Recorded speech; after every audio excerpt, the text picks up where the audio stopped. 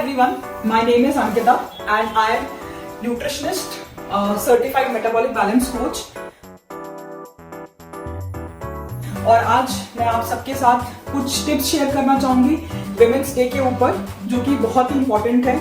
और विमेन जो है बहुत ही, औरतें जो होती हैं हमारे समाज का एक बहुत ही इम्पोर्टेंट पार्ट है और एक बहुत ही इम्पोर्टेंट रोल प्ले करते हैं, और वही अपनी हेल्थ का ध्यान जनरली देखा है नहीं देते हैं। तो आज हम बात करेंगे हेल्थ टिप्स के बारे में, कुछ हेल्थ बेनिफिट्स के बारे में जो कि उनके लिए बहुत जरूरी है। तो आइए जानते हैं कि आज की भागती दौड़ती जिंदगी में, क्योंकि आजकल लेडीज विमेन जनरली वर्किंग है, जो कि घर भी संभालती हैं, ऑफिस भी संभालती हैं, लेकिन सबसे ज्यादा वो अपनी हेल्थ भूल जाती हैं। सो उसके लिए उनको क्या करना जरूरी है? वर्क लाइफ बैलेंस मेंटेन करना बहुत इंपॉर्टेंट है, जो कि टाइम मैनेजमेंट से आता है, एक अच्छी अंडरस्टैंडिंग ऑफ न्यूट्रिशन से आता है। बहुत बार देखा है मैंने कि मेरे पास बहुत सारे पेशेंट्स आते हैं, लेडीज स्पेसिफिकली बहुत सारी कंप्लेन लेके आती हैं। आजकल आपने देखा होगा कि PCOD, PCOS, depression, anxiety, hair fall, skin diseases,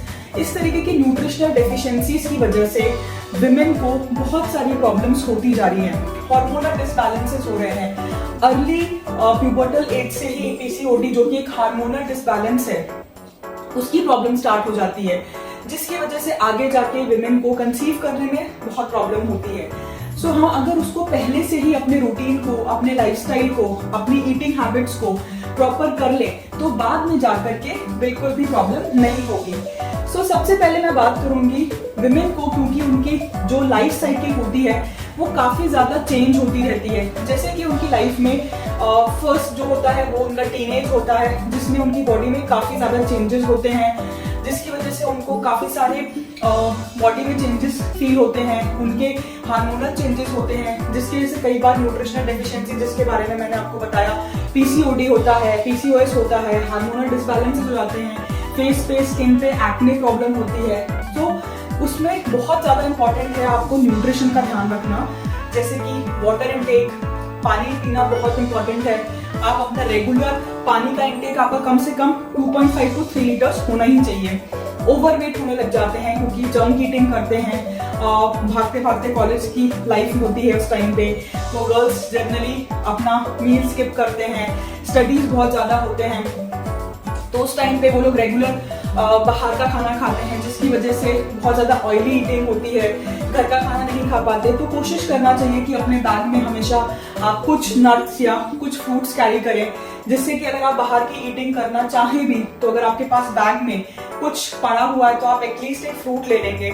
सो उससे आपकी हेल्दी ईटिंग हो सकती है। एक्सरसाइज, जो कि बहुत ही कोर एस्पेक्ट है स्ट्रेस को रिलीज करना, और एक्सरसाइज से आपका एक वेट मैनेजमेंट भी मेंटेन रहता है, जिससे बहुत जरूरी है कि आप वेट को अच्छे से रखें। देन कम्स की आपका जो मीडियम फेज है, जब आप जॉब करना स्टार्ट करते हैं या फिर आपकी एक लाइफस्टाइल शुरू होती है जब फीमेल्स की, सो उसमें भी हमें बहुत इंपॉर्टेंट है कि हम एक रूटीन लाइफ स्टार्ट करें, जिसमें आप ऑफिस जा रहे हैं, दिन में भी होम फूड खाना बहुत जरूरी है, एक प्रॉपर न्यूट्रिशन लेना बहुत जरूरी है। अगर आपको कोई भी चैलेंजेस फेस हो रहे हैं, जैसे हेयर फॉल है, सो बहुत इंपॉर्टेंट है आप किसी न्यूट्रिशनिस्ट को रेफर करें, डॉक्टर को। अगर कोई गायनेकोलॉजिकल प्रॉब्लम है, so refer to a doctor. Regular health checkups के लिए जाएं, अपने ब्लड रिपोर्ट्स कराएं।